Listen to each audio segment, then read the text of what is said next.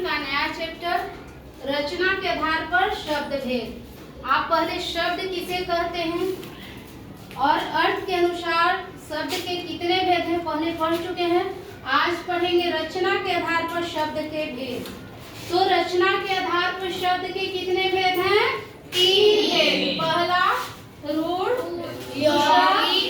और तीसरा योग रूढ़। रूढ़ के बारे में जानते हैं। ऐसे किसी को सुने हैं कि वह व्यक्ति रूढ़िवाद विचार का है? मतलब वैसे व्यक्ति जो अपने परंपरा के अनुसार पुराने परंपरा में जी रहे हैं।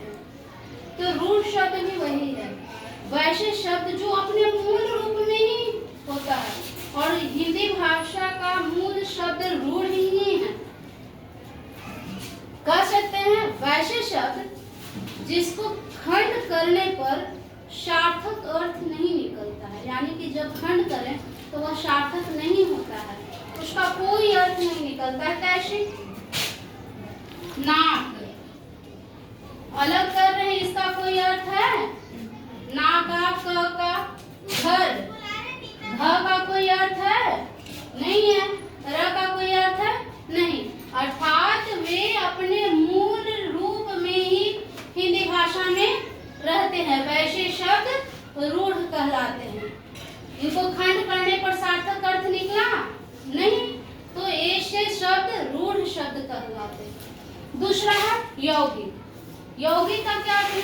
जब दो शब्द मिलकर, वैसे शब्द जिसमें दो या अधिक शब्दों के मेल से जो शब्द बनते हैं वो क्या कहलाते हैं? यौगिक। कैसे?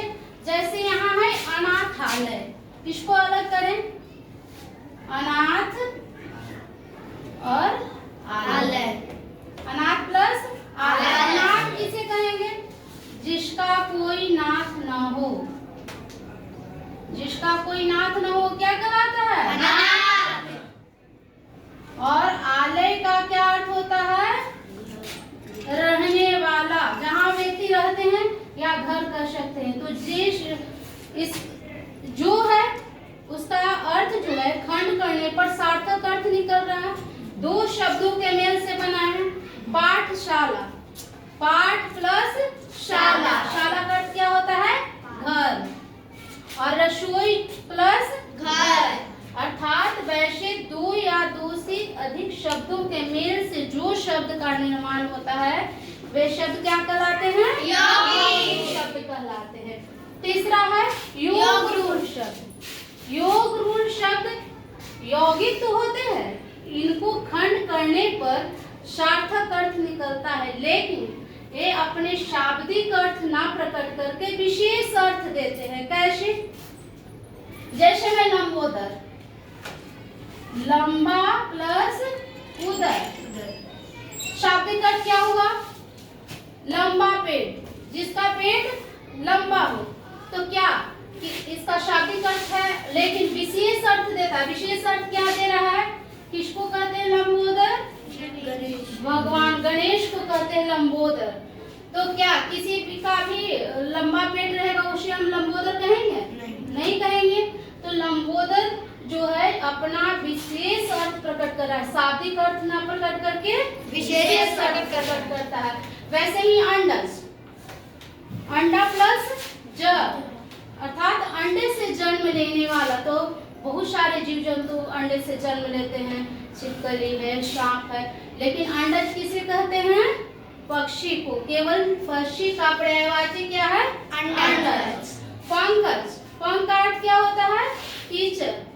और कीचड़ में जो जन्म लेते हैं, बढ़ते हैं, उसे पंकज कहा जाता है, लेकिन शाब्दिक अर्थ नहीं प्रकट कर रहा है, विशेष अर्थ प्रकट कर रहा है। पंकज का अर्थ क्या होता है?